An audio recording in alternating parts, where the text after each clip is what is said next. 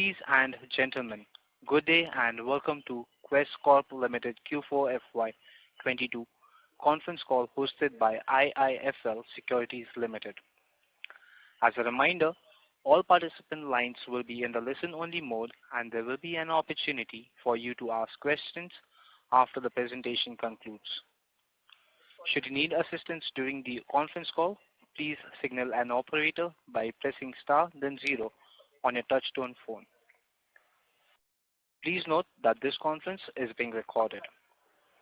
I now hand the conference over to Mr. Vidit Shah from IIFL Securities Limited. Please go ahead, sir. Thank you, Peter. Ladies and gentlemen, good morning and thank you for joining us on the post-results conference call of Quess Corp.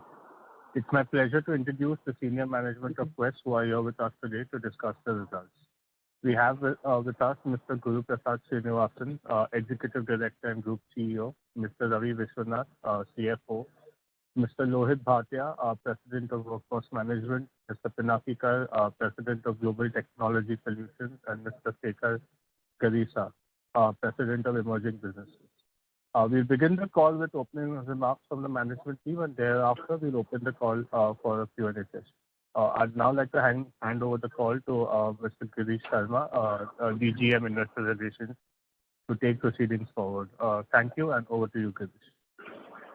Thank you, Vidit. Good morning, everyone, and thank you for joining our earnings call today.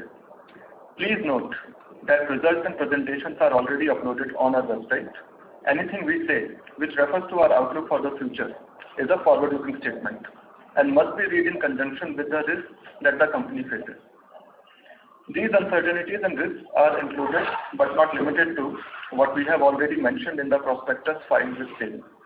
With that said, I will hand over the call to our Executive Director and Group CEO, Mr. Guru Prasad Srinivasan. Over to you, sir. Thank you so much. Thanks, Girish.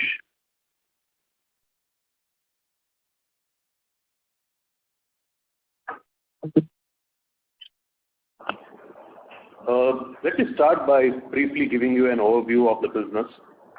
The business environment remained conducive, barring a small pause in January due to Omicron wave. Our major business have all continued to demonstrate exceptional growth, driving consolidated revenues up by 26% year-on-year and 3% quarter-on-quarter basis.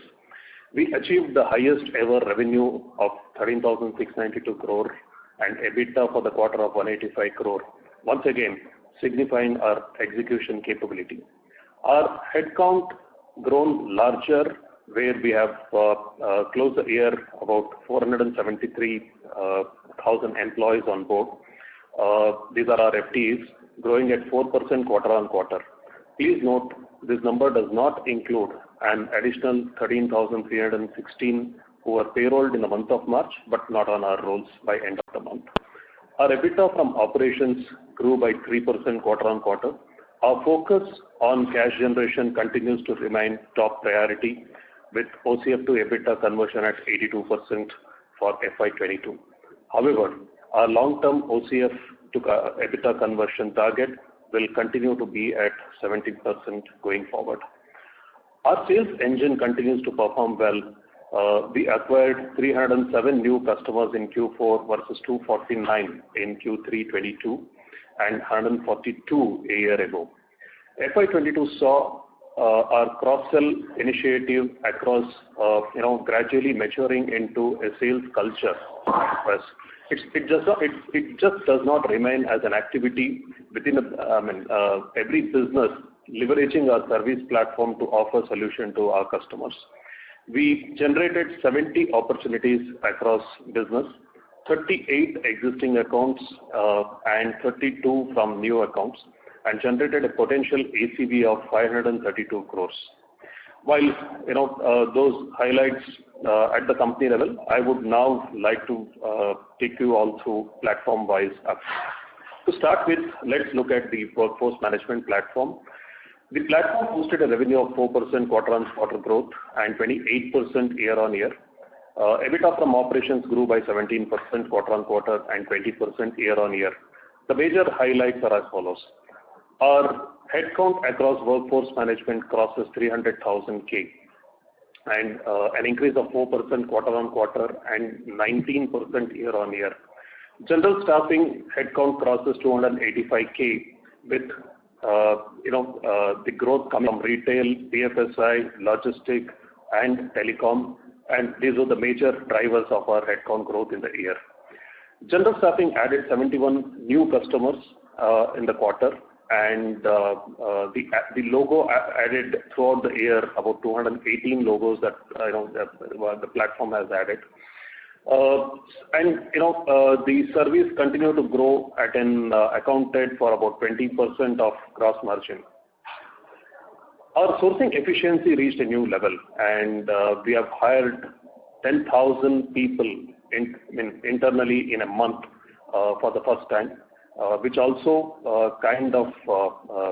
demonstrates the kind of efficiency that we have built in terms of our hiring engine, which is one of the critical event into our platform. Core to associate ratio stayed almost flat due to strengthening of our core team in order to drive growth. IT staffing continues to grow. Q4 EBITDA grew by 33%. Headcount greater than 10K gross margin now makes up to 33% of our total associate base against 28% a year ago. With loosening of restrictions in Singapore, our Singapore IT staffing businesses saw an increase of 8% in headcount quarter-on-quarter in Q4. Moving on to global platform, GTS technology platform, which has delivered 20% year-on-year top-line growth and a very impressive Q3. GTS has 4 service components in it. First, in customer lifecycle segment, with the rapid growth of Indian consumer demand, a lot of investment are being directed towards virtual interactions due to pandemic post-COVID. Our CLM business has grown 30% year-on-year. Both Connect and Allsec has had a very impressive revenue during the quarter, with Connect crossing a milestone of 300 crore quarterly revenue in Q4. We have made several business models innovation in CLM, taking more solution selling approach to our services and driving digitization result in our non-voice CLM revenue, which grew by 61% year-on-year. Second, on non-CLM BPO, the collection business had a very strong Q4, an impressive revenue growth of 13%. Along with domestic F&A continues to be a robust pillar of our non-CLM business. This is a result of our strong Connect management team focusing on productizing and digitizing these two service lines over last few quarters. We are positive about the future outlook on back of strong order book that this team is on. The third platform, the third element under GTS is the platform-based services. The number of payslips processed by Allsec platform for the quarter has grown by 25% in Q4. Our InsurTech platform business in US has also had an impressive year-on-year growth. We will continue to invest in both sales and technology capabilities in this platform area. We hope that this will help us to expand our margin in GTS further over time. The fourth element under GTS is IT services. Our domestic IT services business saw a growth of 53% year-on-year as our strategic initiatives in building our infrastructure management service business in India and Canada have started giving good results. Next, moving on to the OEM platform, where the growth has returned with top line growing by 24%. To start with, IFM business saw a muted growth due to slowdown caused by Omicron wave. We have continued to reduce our dependency on IT industry and aggressively focusing on adding customers in new segment and in other segment and in other platforms. The business continues to make strides on efficiency. Process digitization has taken our core to associate ratio up to 84 from 70 a year ago. Our cost to serve is down to 4.4% from 5.4 from the same period. Our security business has witnessed a recovery in Q3 with headcount growing by 17% year-on-year. The revenue grew by 21% and the business added 38 new customers in Q4. As a measure of abundant caution, The segment also took an approximate 11 crore provision under regular business activity in Q4. Let's move on to emerging business, where the last quarter had witnessed significant progress. As most of you know, Monster, our online talent platform, raised capital up to INR 137 crores at a valuation of close to $100 million to fund its aggressive growth plans. We have received first tranche of funds and have started deploying the funds from Q4 onwards. Fund raised will be utilized primarily for product development, user acquisition, and marketing. Monster turnaround continues to be impressive, and with the company ending the year strongly with sales showing 13% quarter-on-quarter growth in Q4 and about 70% year-on-year growth on full year basis. The new customer acquisition broke new ground with over 3,000 plus new customer contracts in Q4. Key business metrics like active candidate base is up by 100%. Recruiter searches are up over 144% year on year. Value of renewal rates is up by 80%. Continue to grow very strongly, giving us the confidence that the business is poised to disproportionate growth going forward. Overseas market like ACA, Middle East, that contributes to about 40% of the business, continue to lead growth, which also contributes to better margin profile for the company. We are excited about the potential in this talent management business and Monster's right to win in this exciting and fast-growing market. Our disruptive approach on product-first culture and attractive ESOP plan continues to help us to hire exceptional talent at all levels, and the future looks bright. Moving on to QJobs, we are firmly on path to build the India's most efficient blue-collar platform. We had a breakthrough quarter where we added 500K candidates per month on to the platform. Crossed 2 million active job and 5,000 logos of recruiting companies. We are now committed to nurture the platform to scale and make QJobs the gold standard in this category. Last but not least, I want to highlight the progress made on Quess on ESG front. In FY22, over 93,000 employees hired by us enjoyed the first-time social security benefits. We made progress on diversity with women constituting to 29% of our core workforce, up from 26. We disposed almost over 10,000 kgs of e-waste and over 10,000 kgs of paper waste, repaired about 1 million devices, hence prolonging usage of its life. As a responsible corporate citizen, we are a firm believer in giving back to society. In FY22, we renovated infrastructure for 74 schools, benefiting 14,000 students and teachers. 15,000 students and teachers were provided drinking water facility. We signed an MOU with CMC Vellore to provide a CSR grant of 15 crores over a period of 4 years towards building a 350-bed pediatric hospital. So that was an overview of the business. Let me close by saying we are very optimistic about FY23 on the basis of feedback from our customers, and we will continue to focus on our joint goal of achieving and sustaining a 20% ROE while growing OCF at 20% CAGR. We thank you, the analyst and investor community, for your support and in support to us.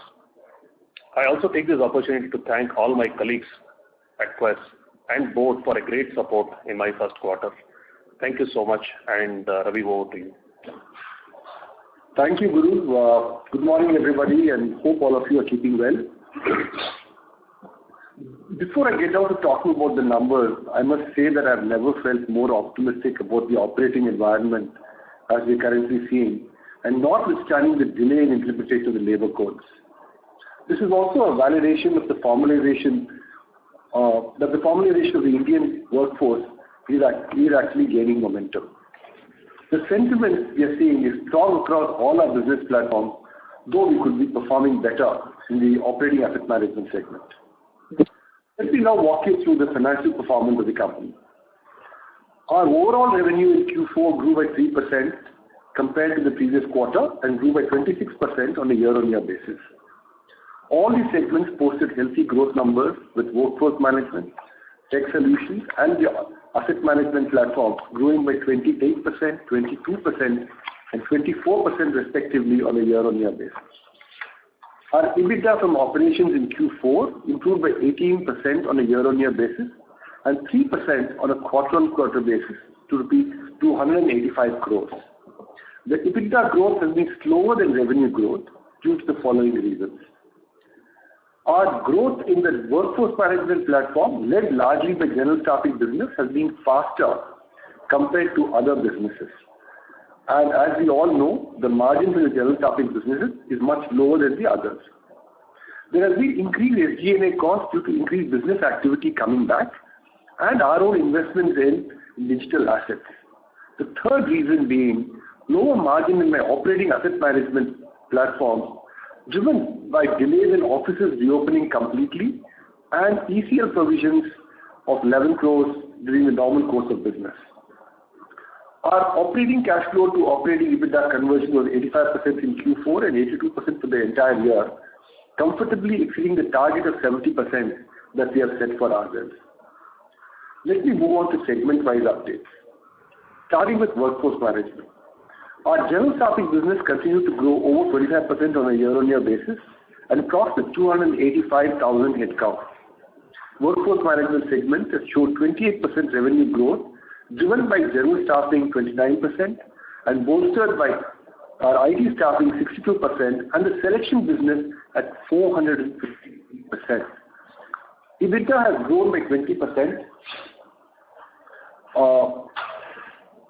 which is 15 crores in absolute terms, largely driven by selection, Concall, which is our Singapore subsidiary, IT staffing, and Middle East. Coming to global tech solutions, the segment has shown a 22% revenue growth year-on-year, driven by Connect at 26% and bolstered by Monster 36% and DigiCare at 37%. EBITDA has grown by 14%, that is about 10 crores in absolute terms, largely driven by the InsurTech platform, Allsec, and Connect. Quarterly EBITDA has seen a decline as Monster cash burn has commenced post-capital raise and as per plan. The impact of Monster on Q4 was approximately about 10 crores. We plan to start reporting digital assets separately from Q1 23 to give a clearer picture of the emerging business versus existing businesses. Moving on to operating asset management, while the revenue has been flat on a quarter-on-quarter basis due to delay in offices opening up completely, it has grown 24% on a year-on-year basis on the back of facilities management and security business. Our Q4 EBITDA, as explained earlier, our Q4 EBITDA has seen a decline due to increased provisions of 11 crores which have arisen in the normal course of business. The profit after tax for FY22 is 251 crores, a 241% increase over last year. The reported PAT for Q4 22 is 77 crores. Balance sheet updates. The company has been relentlessly focused on cash collection. As a result, we achieved net cash position of 16 crores in Q4 22 against a net debt position of 108 crores in Q3 of 22. The DSO has also been stable throughout the year. On the corporate structure, our focus on corporate structure simplification continues, and you will be seeing a lot more action on this front through the year during FY23. Income tax. Let me give you an update on the current income tax position. As disclosed earlier, the Income Tax Department conducted a survey operation at the company's premise during July 20. The queries during the survey were largely for the financial years 2016-17 to 2019-20 and were primarily related to the manner in which the deductions under Section 80 JJAA and depreciation on goodwill were claimed by the company post-acquisition/mergers. Post this, a special audit was initiated by the IT department for FY17-18, and following the issue of the special audit report, the department has now issued a draft assessment order. The draft assessment order indicates that the entire 80JJAA deduction claimed by the company has been disallowed. This is consistent with what the IT department has done with our peers as well. Depreciation on goodwill arising on mergers and acquisitions has not been allowed. Further, receipts in the nature of reimbursement of expenses from customers reduced from revenues as per generally accepted accounting principles and standards have also been added to the taxable income. As per the process laid out under Section 144C of the Act, the company has 30 days to file objections with the dispute resolution panel. The company intends to vigorously contest its position and the interpretive stance of these sections on merits, including judicial precedents, and believes it can strongly defend its position through the legal process as defined under the Act. Based on the initial prima facie internal assessment, the company has disclosed a contingent liability of 16.6 crores, excluding interest and penalties, if any. This estimate will be updated as developments unfold in the future. Assessment of FY19, FY20 returns is currently underway, and we will update you as soon as there is any material developments in the matter. Once again, I must thank you for your continued support all through these years, and would now like to open the floor for questions. Thank you. Thank you very much. We will now begin the question and answer session. Anyone who wishes to ask a question may press star and 1 on the touchtone telephone. If you wish to remove yourself from the question queue, you may press star and 2. Participants are requested to use handsets while asking a question. Our first question is from the line of Mukul Garg with Motilal Oswal. Please go ahead. Thanks. Hi, Guru Ravi. Good morning. So just a couple of questions from my side. The first one was on the impact of Omicron. If you can just share, how much the impact played out for the 3 verticals during last quarter. Because if you look at the commentary, it has consistently remained very positive on demand. If you can just kind of help out whether the quarterly weaker growth compared to Q3, how much of that was on account of Omicron, and also if you can just help with some thought on how should we think about FY23 compared to FY22. The growth will obviously improve, but can it be very meaningful? Sure. Mukul, first and foremost, the wave was slightly short than anticipated, so that's a good start for us in Q4. We thought it would extend beyond January, but I think it limited to by and large to January. So we lost a month, and net to net we got about 2 months to operate. With regard to our workforce management, it did not really impact to the great extent. We had a marginal growth there if you look at about 3%. But this hit, however, continued for our OEM platform. Companies that were about to ITITs who were supposed to resume to work and expansion were to happen, that did not really take place. So I would, which is why you see a very flat growth there. But having said that done, now we are, experiencing our mandate level with workforce management is extremely high, and we are having anywhere between about 18 to 20,000 open mandates there. Things are quite positive that the way we are seeing, and we are also the hiring quantum has gone well between BFSI, logistics, supply chain, telecom opening up around a lot of buzz around 5G, manufacturing segment doing extremely well. So our demands are coming from these quarters. Plus, for Q1 and 2, we would see some level of growth coming in from OEM as well. So that's the outlook currently what we have. Mukul, if I may add to what Guru said, we've always consistently held the view that we are one of those few companies who can probably say that we will maintain a growth rate between 20-25% for the next 10 years. And I think we continue to live by that, and that's something that you can hold us on, actually.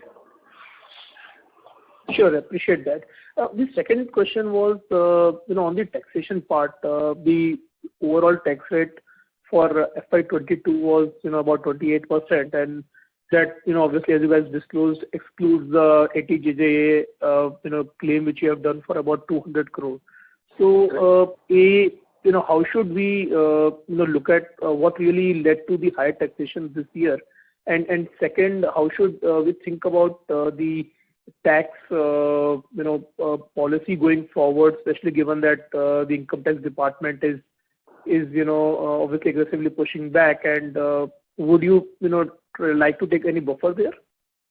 No, okay. Let me. As far as going forward, as far as the deduction in the Section 80JJAA is concerned, I don't think our stand as far as the deduction has changed whatsoever, no matter what the department may be saying, because we do legitimately believe that the stand taken by us and by the industry is absolutely on track. Is actually absolutely correct. So I don't think there will be any change in the position in which we have taken it. Point number one. Point number two, so therefore we will factor for 80JJAA in all our going forward as well. The tax for the current year has been slightly more on account of the tax that we had to incur in Manila. The foreign tax credit that we had to write off, that we incurred in Manila when we declared dividends from Manila, when we got the money from Manila into India. That was a one-time tax charge that we had to take. And thirdly, I think we have been a little more conservative on the deferred tax asset creation as well in the current year, which has led to a slight increase in the tax rates. Going forward, pending certain corporate restructuring, etc., I would say anywhere between about 15 to 18% would be an appropriate tax rate for us to take going forward. Sure. I think that was quite clear. Thanks, and I will get back into the queue. Thank you. Ladies and gentlemen, if you would like to ask a question, then please press star and 1 on your telephone keypad.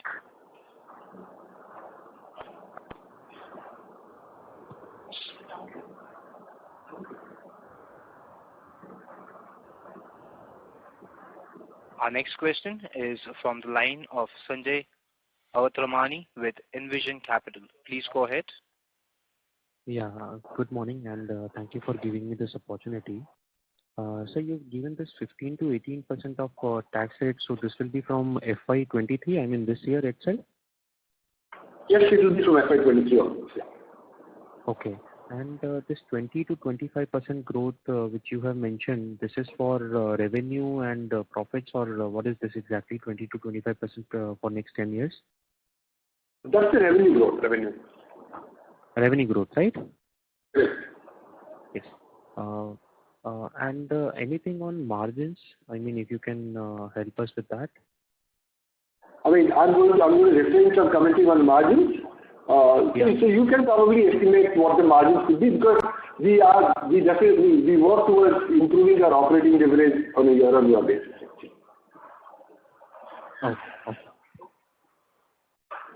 I think that's all from my end. Thank you so much. Thank you. Our next question is from the line of Raghuram NS with Eurinedia Funds Management. Please go ahead. Yeah, hi. This was a question for Ravi. Ravi, you just mentioned as part of your opening remarks saying that going forward we will see more simplification of the corporate structure of your various subsidiaries under Quess. Can you please elaborate on that? Is there anything that we should be expecting as to what will unfold? Thanks, Raghu. We currently have merger of 3-4 of our wholly owned subsidiaries which are currently underway with the NCLT. That is That's something that's currently in the process. We are evaluating, simplification of corporate structure of some of our overseas subsidiaries that we have. We definitely want to simplify that. We will not be able to comment on anything else apart from this at this point of time. Okay, because this has been one of the questions that has been obviously on the investor, you can say, to-do list for a long time. So Absolutely. At some point of time when you guys feel it appropriate, I think you should come overall kind of, okay, you want to have 2 subsidiaries or 3 subsidiaries, or you will say that one company will be the main company for every operating, you can say, stream that you have, like what you have for GTS or what you have for WFM or OEM, those kind of things. Sure. I mean, a good idea. We'll definitely consider that. Thank you. Okay. Thank you. Thank you. Our next question is from the line of Siddhant Matha with B&K Securities. Please go ahead. Yeah. Hi. Good morning, everybody. So basically, my question is to Ravi. So we could see some pressures in OEM margins, as you alluded to that 11 CR provisions taken for the normal course of business. So you have a food business which is a very high margin business, and yes, seeing schools and everything going back to normal. So what expectations are there from the food business, because it's a very high margin business, and especially because it drives the OEM margins also. So that was my question. You're absolutely right, Siddhant, in the sense that the food business is definitely a high margin business for us.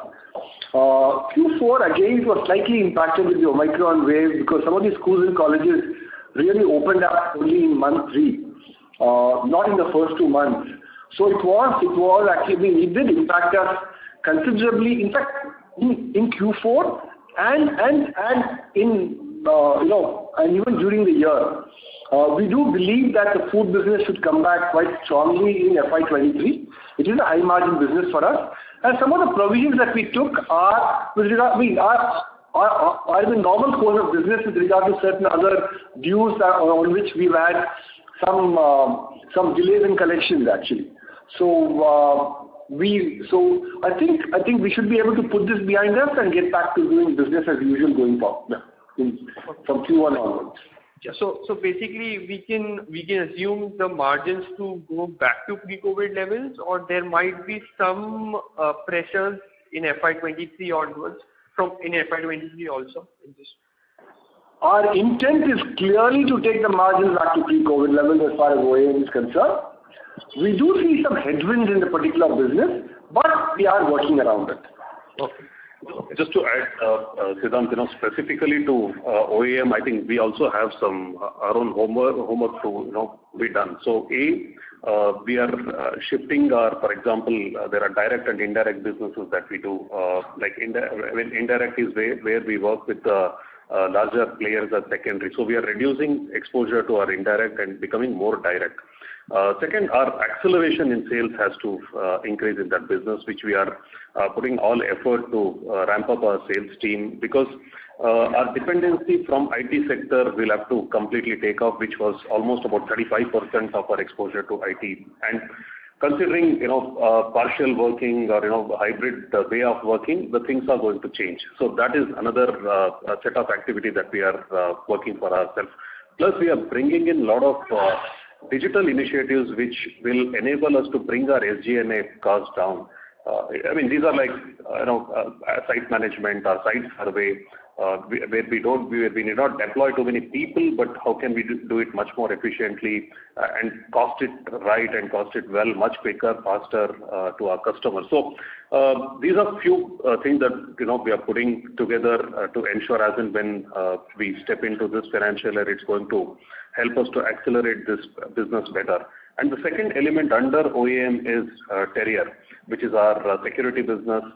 We have done some changes in leadership there, and that's going to fire well in this financial year. So there are a few homework for us to do, which we have already started implementing for this year to embrace well the way market reacts to us. Okay, thank you. And my second question is regarding so during our conferences, during your analyst day also, and on your calls also, you have mentioned that the GTS business is basically contributes to maximum % of your margins. So we could see this time that the GTS business, excluding the emerging business, was doing very well, but there was some loss on the emerging business side on the EBITDA front. So was there some one-offs here, or do we expect some, because we are increasing our digital investments, so do we expect some loss in the near term? That's a planned number what you're seeing, Siddhant. It's part of the investment that we have raised capital specifically for Monster, and we are deploying those funds for marketing and the product development. So it's a planned activity. Okay. Okay. Thank you so much. Thank you. Thank you. Ladies and gentlemen, if you would like to ask a question, then please press star and 1 on your touchtone telephone. Our next question is from the line of Sandeep Bed, an investor. Please go ahead. Good morning.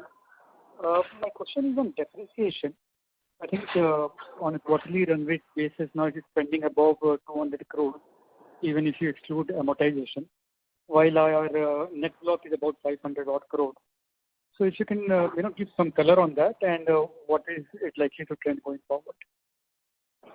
It should be in the range of what we have declared in Q4. It could come down slightly. I don't think it will actually come off dramatically, actually lower than that. There could be a slight lowering of the numbers going forward, but it will not be very different actually. So Ravi, how much is the addition to our gross block every year? The addition to gross block would be in the region of about 60 to 70 crores a year. And this what you see largely is an account of certain leases, large premises leases that were renewed in Q4, and which, this is the Indian accounting standards, we've got to amortize some of those rentals actually. Okay. So out of the 54 odd crores for this quarter, how much would be on account of Ind AS 20? About 6 to 7 crores would be on account of Ind AS actually. Only 6 to 7 crores. So Yes. I think 50 crores is a normal depreciation as per the old account. Correct. Yeah, exactly. Ravi, so this does not add up. If you have 50 crores of normal depreciation, that means about 200 crores annually, and you are adding a gross block of only 60, 70 crores a year. So somewhere the numbers are not adding up. No, see, we also have the goodwill, etc., which we actually amortize, right? So we have intangibles, we have fixed assets, we have all of these put together. All put together. Right? Amortization of goodwill is separate, which is I think 8 crores or so, right? Yeah. That is separate. I'm talking of only the depreciation part, which was, if I remember correctly, is 54 crores for this quarter.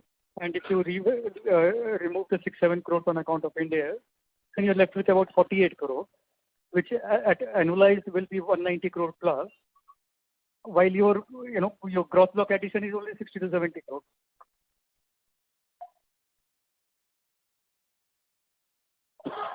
Yeah. So,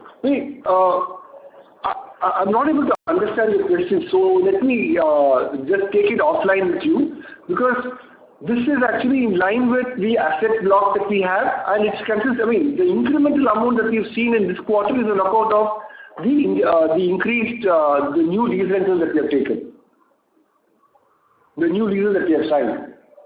Fine, Ravi, I'll take it offline with you. Okay, I'll take it offline with you, and we'll just clarify. Not a problem. Yeah. Right. And secondly, we were targeting 20% ROE by the end of FY23. So I just wanted to check whether we are on track for that. Yes, we are on track for that.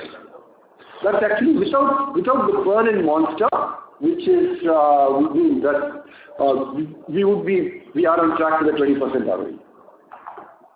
So we are saying that sometime in the second half of this financial year we should hit that target. Is that what you're saying? Yes.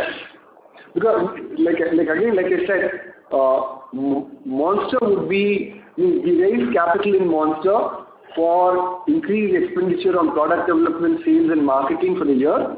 Those expenses, if excluded, we would be able to get to the 20% ROE number. Right. And lastly, any update on fundraising for Q Jobs? I think you were working on that. Let me get Shekhar to. Shekhar? Yeah. So we continue to work on that. We had a fantastic year for Q Jobs and the blue collar asset platform in terms of performance, and we have some interesting conversations happening with the prospective investors. So we'll keep you updated on that. We have a lot of inbound interest, but the process is going as per plan. Okay, thank you. That is all from my side. Thank you. Thank you. Our next question is from the line of Nilesh Jethani with BOI Mutual Funds. Please go ahead. Hi, good morning, and thanks for the opportunity. Two questions from my side. One on this ATJJA. So, want to understand how did we arrive at this rupees 16 crore contingent liability, and what was the ATJJA benefit which we availed in FY17 to FY20? Sure. The 16 crore of contingent liability was arrived at on the basis of what we call a PPR study of the draft assessment order. The PPR is basically where you do a probable possible remote assessment of the different items that has come up.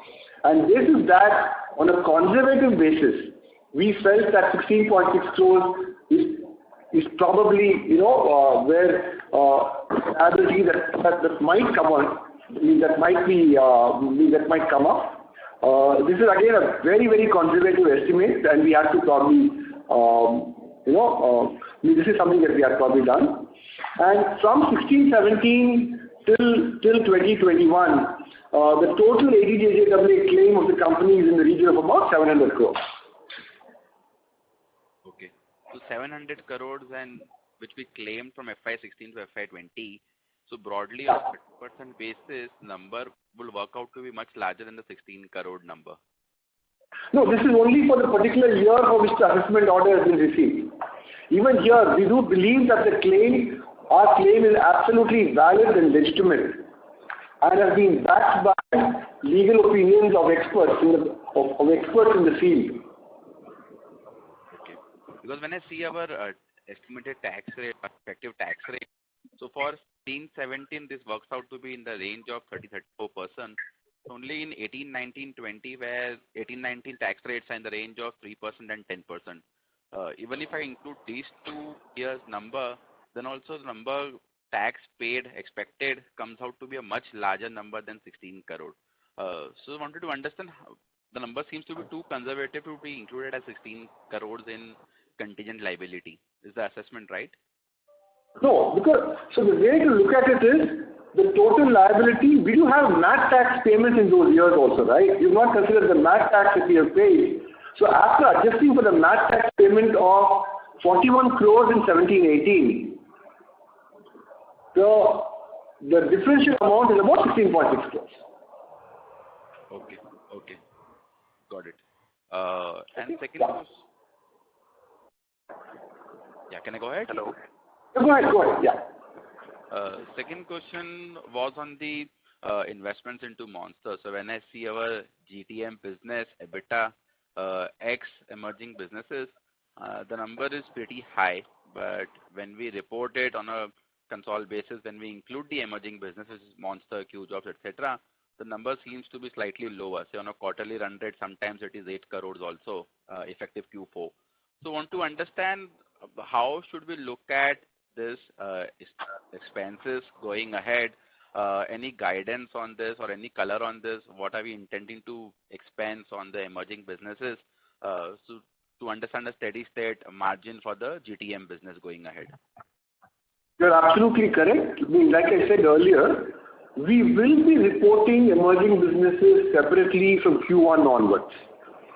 And, so that should give you a clear picture of what the cash burn or what the burn is in such businesses and how the existing businesses are performing on a regular basis. Yes, I want to understand what the burn would be, what are the incremental expenses would be per quarter, per year, going forward into emerging business. Any color on that? I can talk about the burn that we had for Q4 was about 10 crores. For the total year, for FY23, we expect the total burn to be, including ESOPs, etc., would be in the region of about 110 to 120 crores. Okay, got it. Yeah, those were the two questions from my side, and thank you so much for replying to each one of them. Yeah, thank you. Yeah. Thank you. Ladies and gentlemen, if you would like to ask a question, then please press star 1 on your telephone keypad.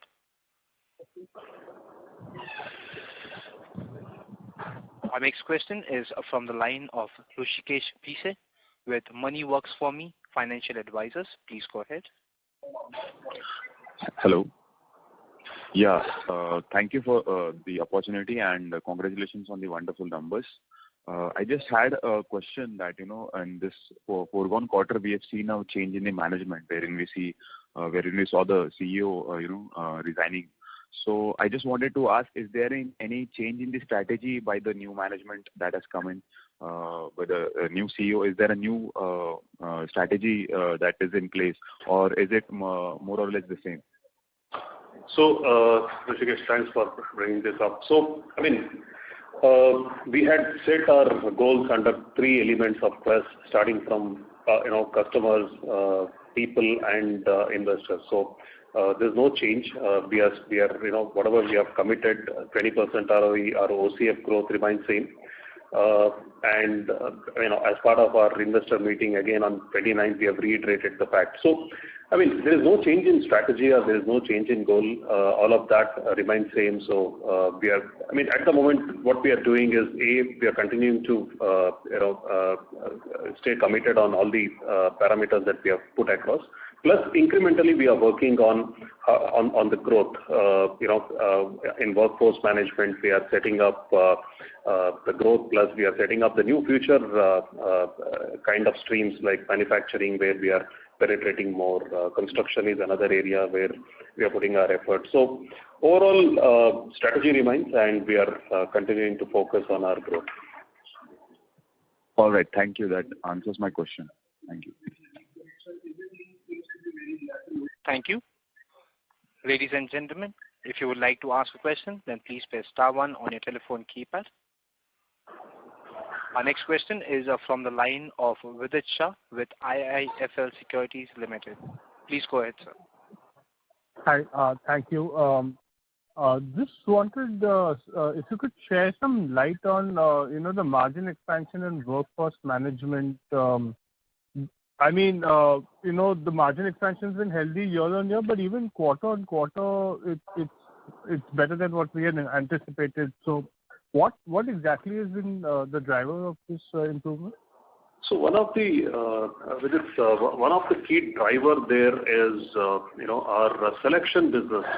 While overall technology business is doing well, as part of the Great Resignation, we have seen a fantastic traction coming up in our selection business, which has grown phenomenally well and adding to our, boosting up our margin.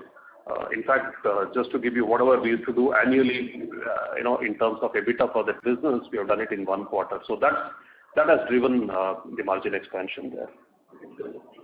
Okay. You want to pitch in there? Yeah, good morning. I hope I am audible. Yes.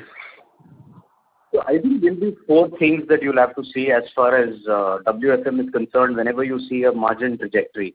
I think the first is, where is general staffing going? General staffing, we've been repeatedly saying that we are putting immense focus on our value-added services. Today, value-added services, good to report that in Q4 FY22 that we exited is already at 20%. So while general staffing remains a low-margin business overall, but that continues to give us better bottom line.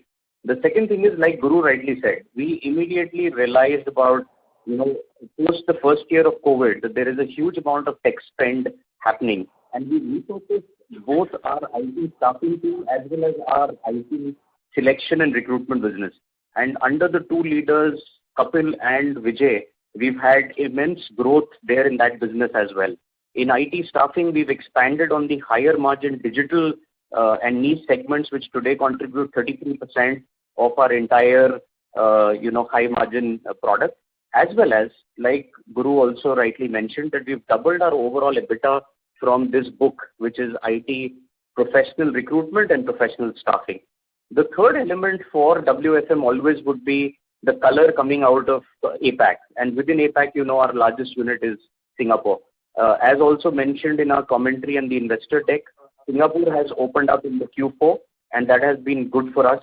The steady state growth, both on improving margin trajectory in Singapore, as well as new headcount addition and new visas which are being allowed in Singapore, is definitely, beneficial for us. So that's overall how WFM, trends on these products. And for each of the business units, I think those are important parameters that they are following. Understood. And just staying on with WFM, we've seen like a 4% quarter-on-quarter headcount growth and a similar growth in revenue. So, when can we expect to see some sort of wage inflation kick in, and like how can we and what's the impact on margins for associate as such? Like how is that trending this quarter versus last?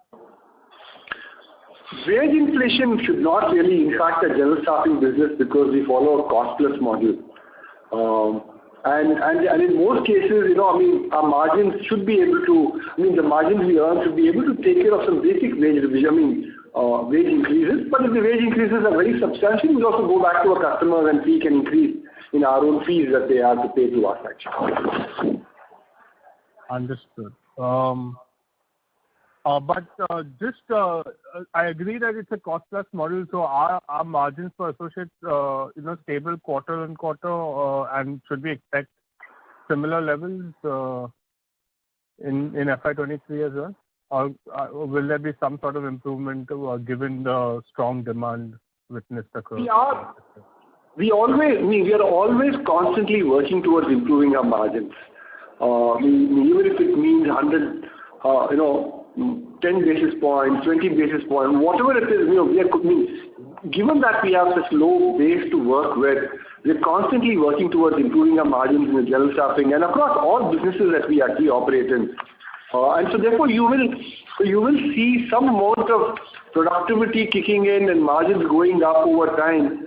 And that's the operating leverage that we actually have developed over time actually. So one key indicator there is our core to associate ratio that we constantly keep a tab on. And if you see, we have phenomenally grown well there. We are about 1:428. And that also explains the kind of, digital intrusion that we are doing into the platform to reduce our SG&A cost. So the cost to serve would be a focus always.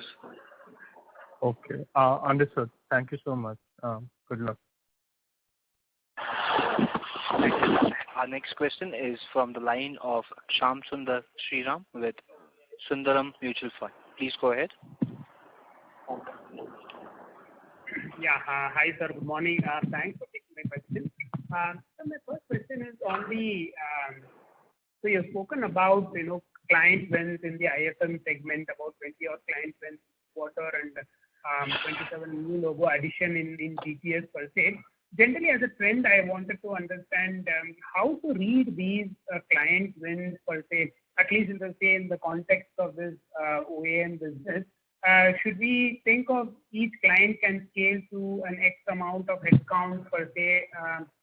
What would be that aspiration number for a client that we usually win per se?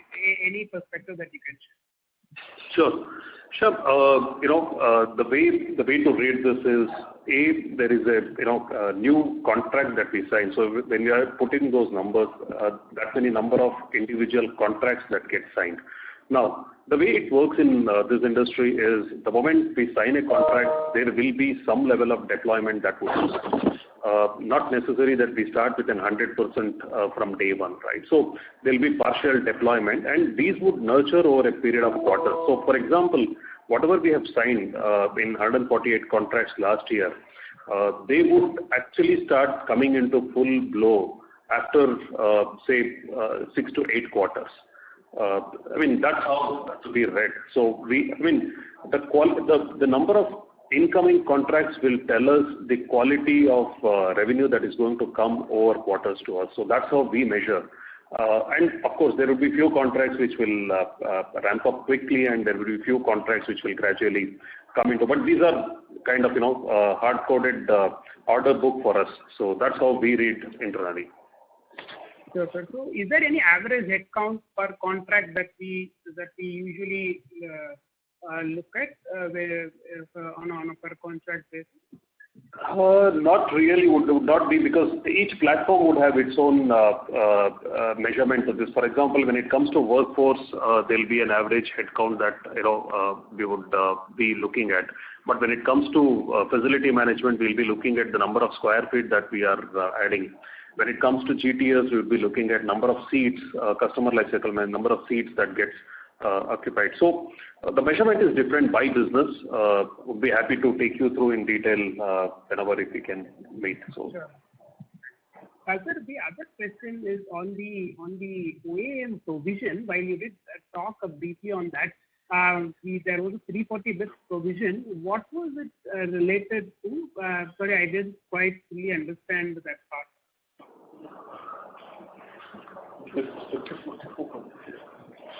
These related to certain old projects that we were continuing with some of the industrial and some of the other infra projects, etc. When I say infra, this is not Trimax. Certain other projects that we were actually operating in, there's been slight delays, and out of abundant caution and prudency, we have considered a small provision in the current quarter. So these are, typically will not be a write-off. These are kind of, expected credit loss that we take. As and when we work on it and, recover, this will also be written back soon. Okay. So this is for an infra project. Correct. Sir, one last question from my side, sir. So you did give this, 80 JJIA claims that around 700 crores per se that we have put in as claims. So similar to your probabilistic assessment that you have done for FY18, what would be that similar amount if the claims were to come for the remainder years as well? Just to hazard what could be the maximum amount that can come as claims per se? We haven't done that exercise, Shyam. We'll probably get it done and probably share that with you sometime. Because we focused our attention only on the draft assessment order for 17-18 right now. Okay. Understood, sir. Understood. Thank you very much. I'll call back. Thank you. Our next question is from the line of Alok Deshpande with Edelweiss Financial Services. Please go ahead. Hi, good afternoon to everyone. First question for Ravi. Ravi, I just want to understand this tax assessment a little bit better. What is the real bone of contention here? Is it the fact that reimbursements are getting added to the salaries when the associates are getting paid? Is that what is creating that different perception in interpretation, or is there a couple of more dynamics to this whole confusion? The prima facie disagreement that we have with the department is that the department believes that these associates are not our employees. And so therefore we should not be eligible for the claim per se. That's the prima facie disagreement that we have. And then of course, and then you have the 25,000 rupees a month average salary, reimbursements, the second and third year claims, and so on and so forth. But the prima facie disagreement is on the fact that they believe that they are not our employees.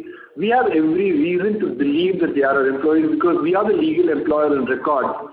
We pay provident fund, we pay ESI, we take care of all their retirement benefits like gratuity, etc.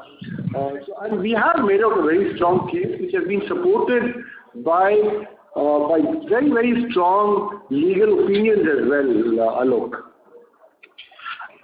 Ravi, but I mean, just the fact that you are paying gratuity, provident fund, that alone shouldn't that suffice in most cases? I mean, for any permanent employee. That's what even we thought, but obviously they have probably chosen to look the other way. I mean, I would say they've actually chosen to look the other way and just stick to whatever they felt was right. That's it. Yeah. And this is, I mean, in a way, I think this has now become an industry issue, and so we will probably take it up at the appropriate forums and get this issue redressed suitably. Sure, understood. And my second question is regarding general staffing. So, we're targeting about 18-20% growth there. So essentially about, I think a number between 55,000-60,000 associates to be added next year or this year rather now. So can you share some color on, what are the sectors that you're most optimistic on in terms of getting these additions this year? I'll actually get Rohit to answer it. Rohit? Yeah. Okay. Good morning, everyone, and thanks a lot for that question. I think, what we have to take it in context is Q1 this year, at least after 2 years, has started on a much more positive note. If you remember the first quarter when we were hit with COVID for the first time, there was a lockdown, there was almost a 14.5% headcount reduction, which translated into some 30,000 people lost. Last year, the same time was Delta wave. We barely grew because of Delta wave. In spite of Delta wave, we grew by about 2,000 headcount. This time, Q1 has opened with a lot of robust color from across industries and segments, as Guru was mentioning. Some of the ones which we are very bullish about is manufacturing and industries. We doubled the sales team and made a huge investment in the year gone by. In fact, our sales team today is twice the size of the sales team we had just 6 quarters ago. And it is 55% more than what we had 4 quarters ago. So there's a huge investment in that.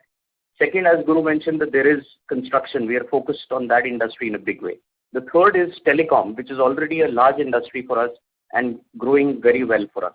The fourth for us is e-com and logistics, which again, Quess plays a huge role in e-com and logistics, and we are growing significantly there, over 40% in this year itself. The fifth, which we are extremely bullish and we are thankful, is that retail is coming back. And if you remember for the last 8 quarterly calls, I was saying we are waiting for retail and consumerism to come back. So we are very, very happy that retail is also back to the party. So I think these are the sectors that we would remain bullish on. On a medium to long term, I would continue to personally watch out for manufacturing and industries. Because that with PLI, with what the government is doing, with lower tax rate in India, all of those things, and labor code, as Ravi spoke about, all of these are potentially very high beneficial segments for the staffing segment.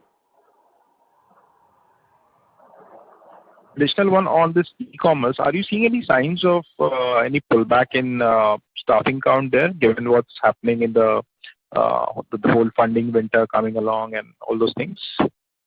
So this question, I think you'd remember from our various past years, we've been mentioning that we don't operate too much in the early startups which are still on, pre-funding series or, angel investment or Series A or Series B. When I say e-commerce, logistics and all, we actually work with the country's largest, we work with the globe's largest.